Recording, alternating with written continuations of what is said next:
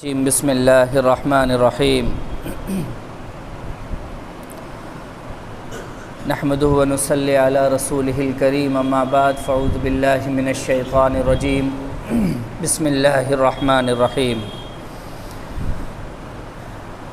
یا ایہا الذین آمنوا کتب علیکم الصیام کما کتب علی الذین من قبلکم لعلکم تتقون ایاما معدودات فمن کان منکم مریضا او علی سفر فعدۃ من ایام اخر وعلی الذین یطیقونہ فدیۃ طعام مسکین فمن تطوع خیرا فہو خیر اللہ وان تصوموا خیر لکم ان کنتم تعلمون صدق اللہ مولانا العظیم وبلغنا رسولہ النبی الامین المکین المتین الکریم۔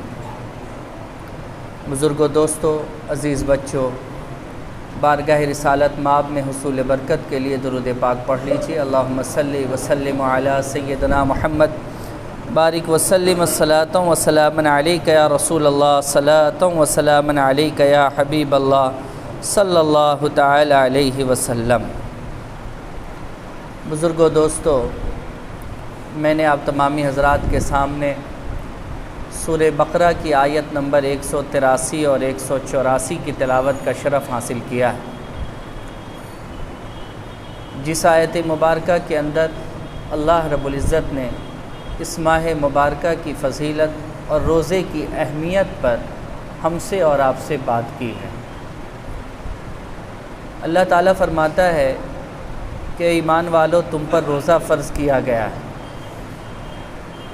جن کے دل میں اللہ اور اس کے رسول کے لیے ایمان ہے، جو قرآن پر یقین رکھتے ہیں، جنت و دوزخ پر یقین رکھتے ہیں، حساب اور کتاب والے دن پر یقین رکھتے ہیں، قیامت پر یقین رکھتے ہیں، ان سب یقین والوں کے لیے یہ بات جان لینا چاہیے کہ روزہ ان پر فرض کر دیا گیا ہے۔ جنہیں قیامت پر یقین نہیں، آخرت پر یقین نہیں، اللہ اور اس کے رسول پر یقین نہیں، قرآن پر یقین نہیں، ایسے لوگوں کے لیے روزہ ان پر فرض نہیں کیا گیا ہے، کیونکہ اللہ تبارک و تعالیٰ نے ابتداءً شروعاتاً یہ بات کہہ دی کہ جو ایمان والا ہے اسی سے میں یہ کہہ رہا ہوں کہ اس پر روزہ فرض کیا گیا ہے۔ غیر ایمان والوں کے لیے روزہ فرض نہیں ہے، کیونکہ جو ایمان والا ہوگا وہی اس کی اہمیت کو سمجھے گا، وہی اس کی فضیلت کو سمجھے گا، وہی اس کی برکتوں کو حاصل کر سکتا ہے۔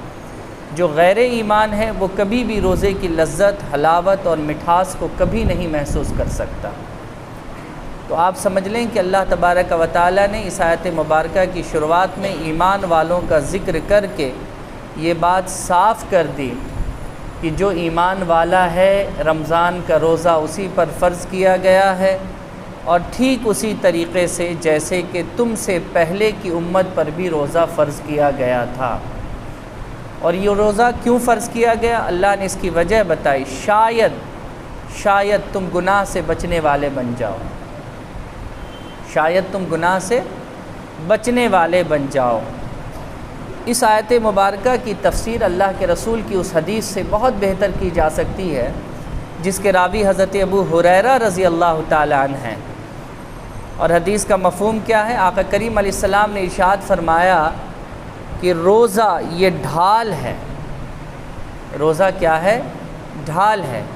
اگر انسان روزہ رکھتا ہے تو گویا کہ وہ ایک ڈھال رکھ لیتا ہے، جس ڈھال کے ذریعے گناہوں سے اس کی حفاظت ہو جاتی ہے۔ جیسے جنگ کے میدان میں ایک سپاہی کے ہاتھ میں اگر ڈھال آ جائے تو تیر، تلوار، برچھی اور جو ہتھیار چلائے جاتے ہیں، پھینکے جاتے ہیں، اس ڈھال کے ذریعے وہ فوجی، وہ سپاہی روک لیتا ہے آنے والے جو بھی ہتھیار ہیں یا آنے والے جو بھی حربے ہیں اس کے لیے، اس کی جان کو لینے کے لیے۔ وہ اس ڈھال کے ذریعے اس کی حفاظت کرتا ہے، وہ سامنے والے کے وار کو ڈھال کے ذریعے روکتا ہے۔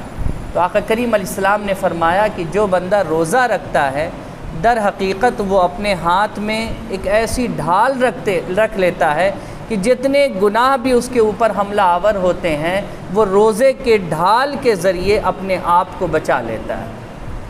تو آقا کریم علیہ السلام نے فرمایا کہ ہر مومن پر رمضان کا روزہ فرض کر دیا گیا ہے جیسے کہ پہلے کی امت پر بھی فرض کیا گیا تھا، اور روزہ فرض کرنے کی وجہ یہ ہے کہ تم گناہ سے بچنے کے عادی بن جاؤ، عادت والے بن جاؤ۔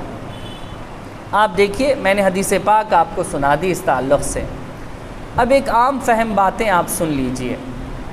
عام فہم بات یہ ہے کہ آپ دیکھیے کہ عام دنوں کے مقابلے رمضان کے مہینے میں گناہ کم ہوتے ہیں۔ عام دنوں کے مقابلے رمضان کے مہینے میں مسجدیں آباد رہتی ہیں۔ عام دنوں کے مقابلے رمضان کے مہینے میں قرآن کی تلاوت بڑھ جاتی ہے۔ عام دنوں میں رمضان کے مقابلے انسان گناہ کم کرنے لگتا ہے، زیادہ سے زیادہ گناہ کرنے سے بچنے کی کوشش کرتا ہے۔ یہ رمضان کے مہینے میں ایسا ہوتا ہے کہ نہیں ہوتا ہے؟ بالکل ہوتا ہے، یقیناً ہوتا ہے۔ جب انسان عام دنوں میں وہ کام نہیں کرتا جو رمضان کے مہینے میں کرتا ہے، اگر انسان چاہ لے تو جو رمضان کے مہینے میں وہ کام کرتا ہے وہ عام دنوں میں نہیں کر سکتا، بالیقین کر سکتا ہے۔ جب آپ چاہتے ہیں تبھی تو رمضان کے مہینے میں آپ مسجدوں کو آباد کرنے لگتے ہیں، آپ چاہتے ہیں تبھی تو آپ رمضان کے مہینے میں گناہ کم کرتے ہیں، آپ چاہتے ہیں تبھی تو آپ رمضان کے مہینے میں قرآن پڑھنا شروع کر دیتے ہیں۔ جب یہ کام آپ رمضان کے مہینے میں اپنی چاہت سے کرتے ہیں تو اللہ کہتا ہے کہ جب اس ایک مہینے میں تم یہ کام کر سکتے ہو اپنی چاہت سے، تو باقی کے 11 مہینے میں تم کیوں نہیں کر سکتے؟ تم بالیقین کر سکتے ہو، تم ضرور کر سکتے ہو، لیکن تم تو غفلت میں پڑے ہوئے ہو، تم تو بے پرواہ ہو موت سے، تمہیں تو فکر ہی نہیں ہے کہ تمہیں مرنا ہے، تمہیں تو اس بات کا احساس ہی نہیں ہے کہ تمہیں اللہ کے حضور حساب اور کتاب دینا ہے۔ اگر تم فکر کرنے لگ جاؤ، غفلت کی دنیا سے باہر نکل آؤ، اگر تمہیں میری اہمیت سمجھ میں آ جائے، میرے قرآن کے حکم کو تم سمجھنے لگو، میرے رسول کی اگر تم پیروی کرنے لگ جاؤ، تو بالیقین جس طریقے سے تم رمضان کے مہینے میں گناہ سے بچتے ہو ویسے ہی تم باقی کے مہینوں میں بھی گناہ سے بچو گے۔ یہ اللہ تبارک و تعالی روزہ رکھنے کا مقصد بیان کرتا ہے کہ روزہ رکھوانے کا جو مقصد ہے وہ یہی ہے تاکہ تم گناہ سے بچنے کے جیسے رمضان میں عادی ہو جاتے ہو ویسے ہی عام دنوں میں بھی تم گناہ سے بچنے کے عادی بن جاؤ۔ یہی مقصد ہے روزہ دینے کا، اور یہی مقصد ہے بندوں کو روزہ رکھوانے کا۔ میرے بزرگوں اور دوستو، ہم سے پہلے کی امت پر بھی روزہ فرض کیا گیا، لیکن ان کے روزے میں اور ہمارے روزے میں کیا فرق ہے؟ ان کے روزے میں اور ہمارے روزے میں کیا فرق ہے؟ ایک حدیث پاک ہے جس حدیث کا مفہوم آپ لوگوں کو پتہ ہے، میں بس آپ کے ذہن میں وہ حدیث کا مفہوم تازہ کرنے کے لیے آپ کو سنا رہا ہوں، ادروائز مجھے پتہ ہے کہ آپ میں کا ہر آدمی اس حدیث کے بارے میں جانتا ہے۔ وہ حدیث پاک کیا ہے؟ اللہ کے رسول علیہ السلام نے ارشاد فرمایا کہ اے مسلمانوں، اے لوگو، تم سحری کیا کرو۔ کیا کیا کرو؟ سحری کیا کرو۔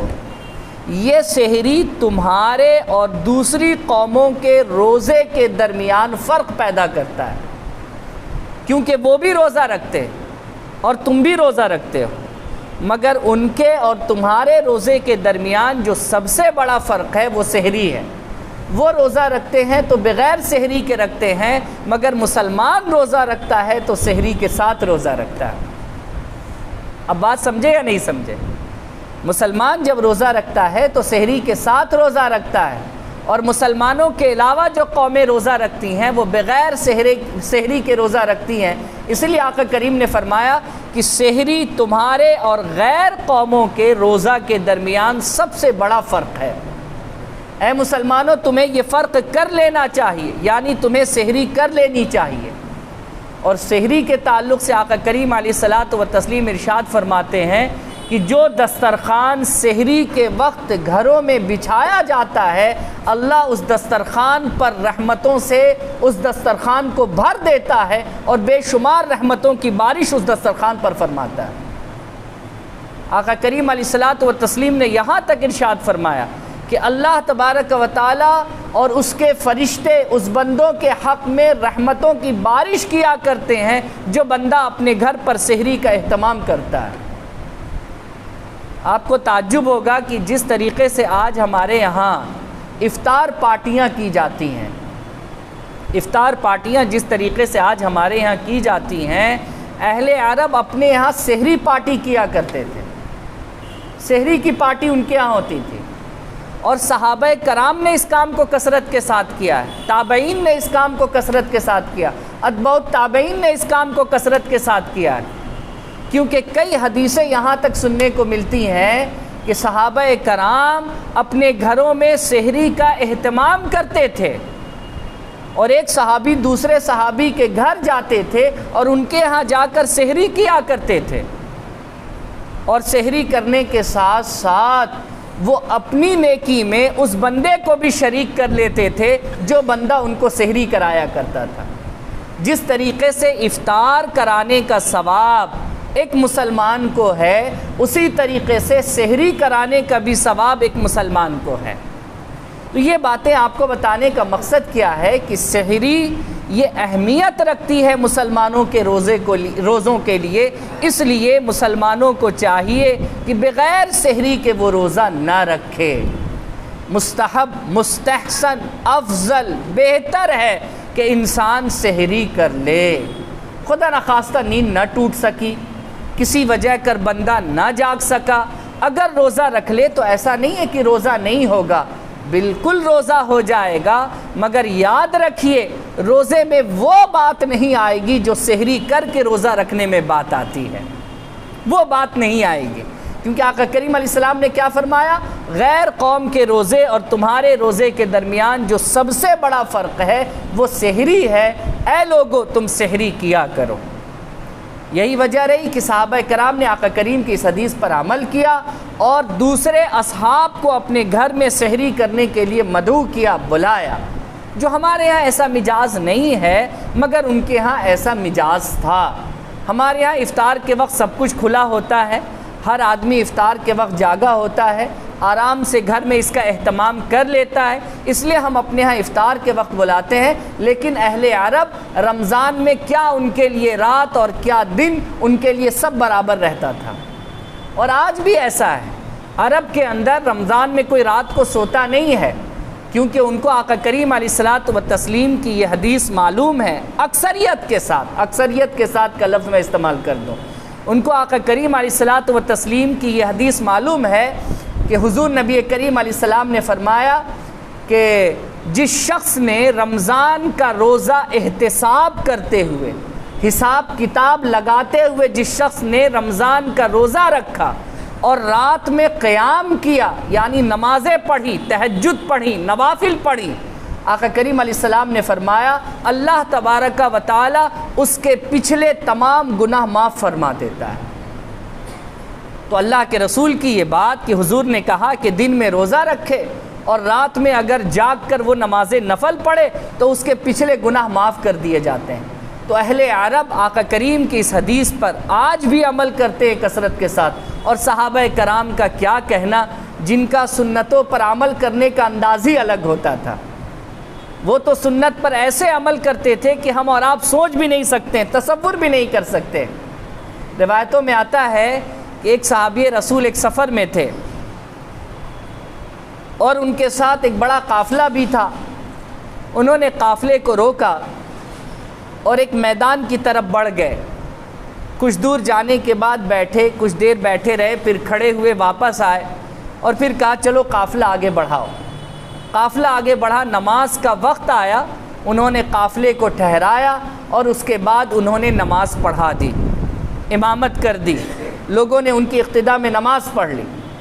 جیسے ہی نماز مکمل ہوئی ایک صحابی نے سوال کر لیا کہ حضور آپ تو اس سے پہلے ایک جگہ پر جب پڑاؤ کیے تھے تو آپ گئے میدان کے پاس اور آپ نے وہاں بیٹھ کر استنجا کیا اور آپ لوٹے اور آپ نے وضو ہی نہیں بنایا، آپ نے تو بغیر وضو کے ہی نماز پڑھا دی، آپ نے بغیر وضو کے ہی نماز پڑھا دی۔ تو انہوں نے ارشاد فرمایا کہ نہیں، معاملہ وہ نہیں ہے، میں نے استنجا نہیں کیا تھا، بلکہ میں اللہ کے رسول کے ساتھ اسی راستے سے گزر رہا تھا، تو آقا کریم نے اسی جگہ پر قافلے کو رکوایا، اور آقا کریم اسی میدان میں اسی جگہ پر حضور گئے، اور حضور نے جا کر وہاں پر استنجا فرمایا۔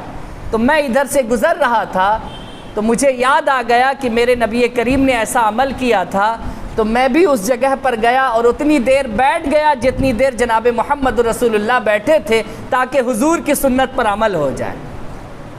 یہ تھا صحابہ کرام کے سنت پر عمل کرنے کا طریقہ اور جذبہ اور شوق ان کا۔ تو جب حضور نے سحری کے لیے اتنی بڑی بات کہہ دی تو صحابہ کرام پیچھے کہاں رہ سکتے تھے؟ وہ خود بھی سحری کا اہتمام کرتے تھے اور دوسرے لوگوں کو بھی سحری کے لیے بلاتے تھے اور اپنے ساتھ ان کو سحری کرایا کرتے تھے۔ تو کوشش کیا کریں کہ رمضان شریف کا جب روزہ رکھیں تو بغیر سحری کے نہ رکھیں، کیونکہ سحری میں اللہ رب العزت نے بے شمار برکتیں اور رحمتیں رکھی ہیں، اور یہ سحری ہمارے اور غیر قوم کے روزوں کے درمیان سب سے بڑا فرق ہے۔ پھر اللہ تبارک و تعالیٰ نے آیت نمبر 84 کے اندر ارشاد فرمایا، ایام معدودات، یہ گنتی کے ہی کچھ دن ہیں، یعنی رمضان کے روزے گنتی کے ہی کچھ دن ہیں، قمری تاریخ کے اعتبار سے یعنی چاند کی تاریخ کے اعتبار سے کبھی 29 تو کبھی 30، اسی لیے یہ گنتی کے کچھ دن ہیں، تمہیں چاہیے کہ اس کو رکھ لیا کرو۔ اگر تم میں سے کوئی مریض ہو جائے، بیمار پڑ جائے، یا اگر تم میں سے کوئی سفر میں آ جائے تو اسے چاہیے کہ فعدتم من ایام اخر، وہ روزوں کو بعد کے دنوں میں رکھ لے۔ وعلی الذین یطیقونہ فدیۃ طعام مسکین، اور اگر تم میں سے کوئی آدمی ایسا ہو کہ جو بعد میں روزہ نہیں رکھ سکتا اور ایسا بیمار ہے کہ اس کو لگتا ہے کہ اسی بیماری میں وہ مر جائے گا، تو اس کے لیے روزے کا فدیہ یہ ہے کہ وہ ایک غریب کو کھانا کھلا دے۔ وہ ایک غریب کو کیا کر دے؟ کھانا کھلا دے، وہ اس کے روزے کا فدیہ ہو جائے گا۔ مگر وہ کون بندہ؟ وہ بندہ جو ایسا بیمار ہے کہ اب وہ مر جائے گا، اس کو صحت کی امید نہیں ہے، وہ بعد کے دنوں میں روزہ نہیں رکھ سکتا ہے، تو اس کے لیے یہ اللہ رب العزت نے چھوٹ دی ہے، اللہ رب العزت نے اس کے لیے یہ آسانی دی ہے اللہ تبارک و تعالیٰ نے۔ ہر آدمی کے لیے نہیں کہ ہٹا کٹا ہے، دکان جاتے اس لیے روزہ نہیں رکھتے، غریب آدمی کو کھانا کھلا دیتے ہیں، اس سے چکر نہیں ہونے والا ہے۔ پورا یاد رکھ لیجئے، جو ایسا بیمار جسے اب لگے کہ وہ ٹھیک نہیں ہوگا، مر جائے گا، اس کے لیے یہ حکم ہے کہ وہ فدیہ دے، اور فدیے میں وہ ایک غریب کو کھانا کھلا دے۔ اللہ رب العزت نے آگے فرمایا فمن تطوع خیرا فہو خیر اللہ، اور اس سے زیادہ اگر کر دیتا ہے تو اس کے لیے بہت اچھا ہے، یعنی ایک غریب کو کھانا کھانے کے سوا وہ 2 کو کھلا دے، 4 کو کھلا دے، 5 کو کھلا دے، اور بھی کوئی نیکی کر دے، اس کے لیے اور بھی زیادہ اچھا ہے۔ اللہ رب العزت یہ فرماتا ہے۔ اس کے بعد فرمایا وَأَن تَصُومُوا خَيْرٌ لَكُمْ، مگر یاد رکھو تمہارے لیے سب سے اچھا یہ ہے کہ تم روزہ رکھو، ان کنتم تعلمون، اگر تمہارے پاس سمجھ ہے تب۔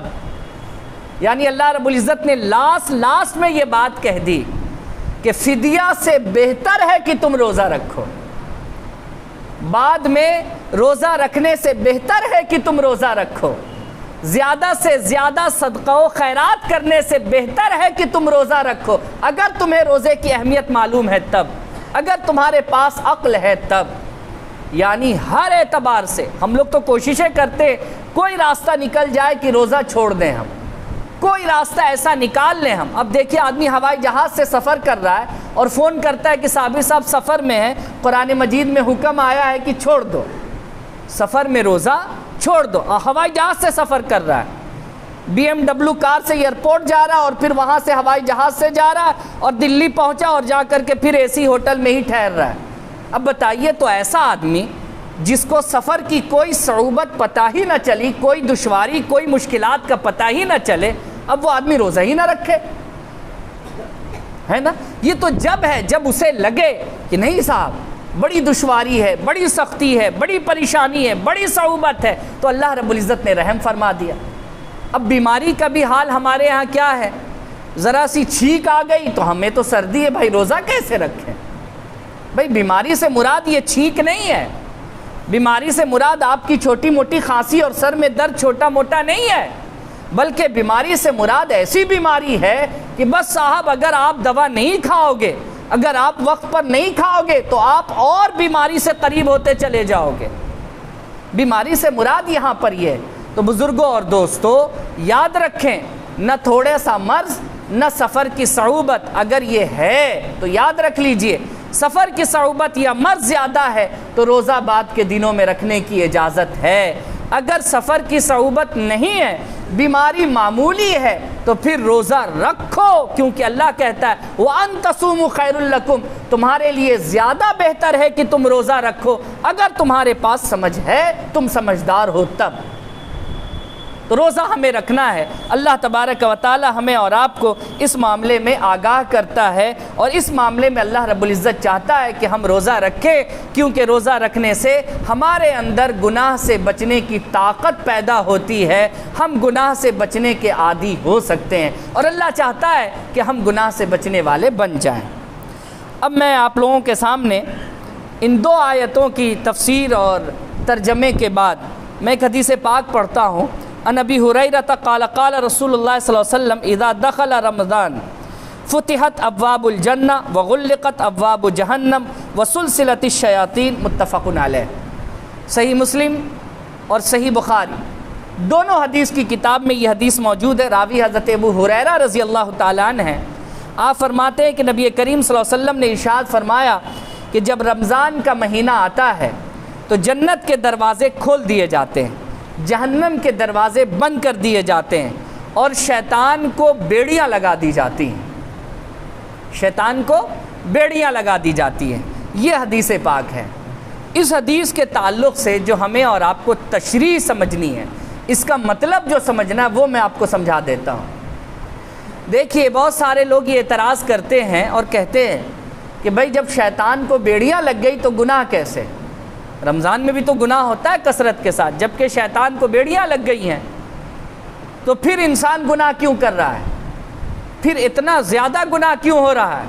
لوگ اس طریقے کی بات کہتے ہیں۔ بڑی اچھی بات، بڑی اچھی بات۔ علامہ بدر الدین عینی نے اپنی کتاب کے اندر لکھا ہے، شرح بخاری کے اندر، اور حافظ ابن حجر اسقلانی نے بھی، دونوں کا قریباً مضمون ایک ہے، لیکن علامہ بدر الدین عینی نے تھوڑا سا صاف طریقے سے بیان کیا۔ وہ بیان کرتے ہیں کہ سب سے پہلی بات وسلسلۃ الشیاطین کے تعلق سے لوگوں کو سمجھ لینا چاہیے کہ اللہ رب العزت بعض سرکش بدماش شیطانوں کو زنجیر لگاتا ہے، بعض کو چھوڑ دیتا ہے، بعض کو لگاتا ہے اور بعض کو چھوڑ دیتا ہے۔ بعض کو کیوں چھوڑا جاتا ہے؟ کیونکہ وہ زیادہ بدماش نہیں ہوتے ہیں، وہ تھوڑا سا کم کوالٹی کے بدماش ہوتے ہیں۔ اب کم والوں سے بھی اگر کوئی بہک جائے تو یہ تو اس کی ڈیمیرٹ ہے نا بھائی۔ اگر بڑے ٹائپ کا بہکا دے تو ہوا کہ بھائی ہم ذرا سا کمزور پڑ گئے تھے، وہ زیادہ طاقتور تھا اسی لیے پٹک دیا، لیکن کمزور آپ کے پاس آ کر اگر آپ کو پٹک دے تو یہ تو ہمارے لیے شرم کی بات ہے نا۔ تو وہ جو بدماش قسم کا ہے، جو پاورفل طاقتور ہے، اللہ اس کو زنجیر لگاتا ہے، لیکن جو ہم سے کمزور ہے، جو ہم سے دبلا ہے، جو ہم سے بہت زیادہ گیا گزرا ہے، اللہ اس کو چھوڑ دیتا ہے تاکہ دیکھے تو صحیح کہ یہ مضبوط انسان بھی کہیں اس سے پٹکا رہا ہے کہ نہیں پٹکا رہا۔ اب جو پٹکا گیا تو سمجھیے اس کے لیے ذلت ہی ذلت ہے، لیکن جس نے اس کو پٹک دیا سمجھ لیے کہ اس کے لیے عزت ہی عزت ہے کہ اس نے شیطان کو پٹکا لگا دیا۔ تو علامہ بدر الدین عینی کیا خوبصورت بات لکھتے ہیں کہ یہ جو شیطان کو زنجیر اور بیڑی لگانے کی جو بات ہے، یہ اس شیطان کی بات کی گئی ہے جو سرکش ہے اور باقی کو اللہ چھوڑ دیتا ہے، اور وہ تم سے اتنے کمزور ہیں کہ تم چاہو تو ایک تسبیح کے ذریعے اسے پٹک سکتے ہو، اگر تم چاہو تو یہ کام کر سکتے ہو۔ ایک بات تو انہوں نے یہ لکھی۔ دوسری بات وہ یہ لکھتے ہیں کہ بھائی اللہ رب العزت قرآن مجید میں فرماتا ہے کہ الذی یوسوس فی صدور الناس من الجنۃ والناس، یعنی انسان کے دلوں میں وسوسے، انسان کے دلوں میں گناہ کرنے کا جو تصور ہے، یہ شیطان بھی ڈالتا ہے اور انسان بھی ڈالتا ہے۔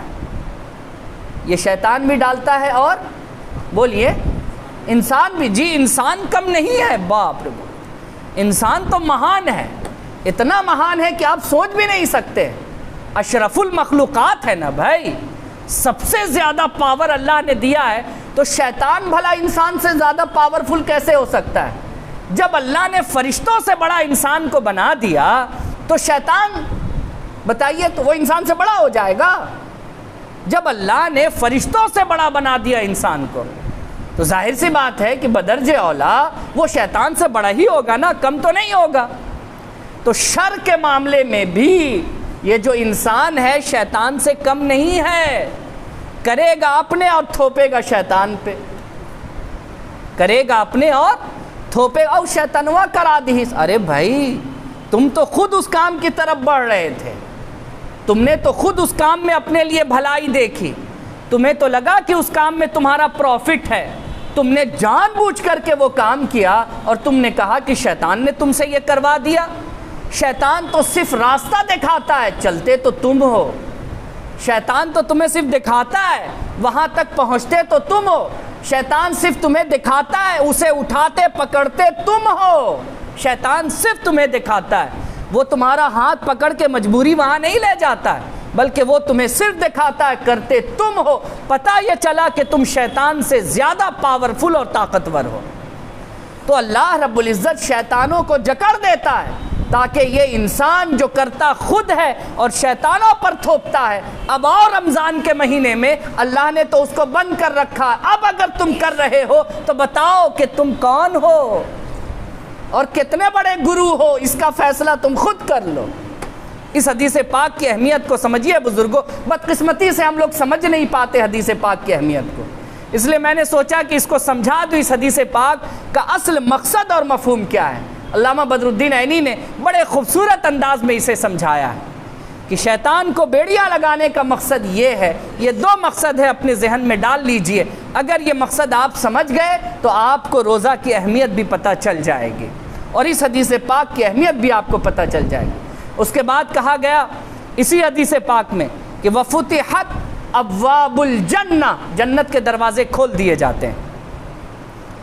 ایک حدیث پاک میں آتا ہے ابواب السماء، آسمان کے دروازے کھول دیے جاتے ہیں۔ کیا مطلب؟ کیا مطلب؟ اس کا مطلب کیا ہے؟ اگر ہم 7 پردے لگا دیں، ادھر ہم کھڑے ہو جائیں ادھر آپ کھڑے ہو جائیے، تو اس کا مطلب یہ تھوڑو نا کہ پردہ لگنے سے آپ ادھر نہیں ہیں ہم ادھر نہیں ہیں، جی ہم بھی ادھر ہیں آپ بھی ادھر ہیں، بیچ میں صرف پردہ ہے۔ لیکن رمضان کے مہینے میں یہ سارے پردے ہٹا دیے گئے، اب بندہ تو مجھے دیکھ میں تجھے دیکھوں، اب بیچ میں کوئی فاصلہ نہیں ہے۔ یہ بہانے مت کرنا کہ مولا میں تجھے دیکھ نہیں رہا تھا اس لیے میں نے نیکیاں نہیں کی، سن رمضان میں سارے پردے ہٹا دیے جاتے ہیں، اب میرے اور تیرے درمیان کوئی پردہ نہیں ہوتا۔ گناہ کرنے سے پہلے سوچ کہ تو کس کے نظر کے سامنے گناہ کر رہا ہے، اور اچھائی کرتے وقت یہ سوچ کہ تیرا خالق تجھے اچھا کرتے ہوئے دیکھ رہا ہے۔ یہ ہے اس حدیث پاک کا مطلب۔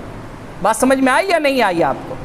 یہ پردے ہٹا دینا، یہ دروازے کھول دینا، اس سے مراد کیا ہے کہ اب سارے پردے ہٹ گئے ہیں، اب گناہ کرتے ہو تو یقین رکھو رب تمہیں بالکل ڈائریکٹ دیکھ رہا ہے، بیچ میں کوئی پردہ نہیں۔ اب نیکیاں کر رہے ہو تو یقین رکھو رب تمہیں ڈائریکٹ دیکھ رہا ہے کہ ہاں تم نیکیاں کر رہے ہو اور وہ خوش ہوتا ہے۔ یہ ہے دروازے کھول دینے کا مطلب۔ اور پھر رہا کہ جہنم کے دروازے بند کر دیے جاتے ہیں، اس سے مراد یہی ہے کہ کانفیڈینشلی ڈرو مت اس چیز سے کہ پیچھے سے آ کر کے کوئی پکڑ لے گا، دوڑتے رہو، راستہ صاف ہے۔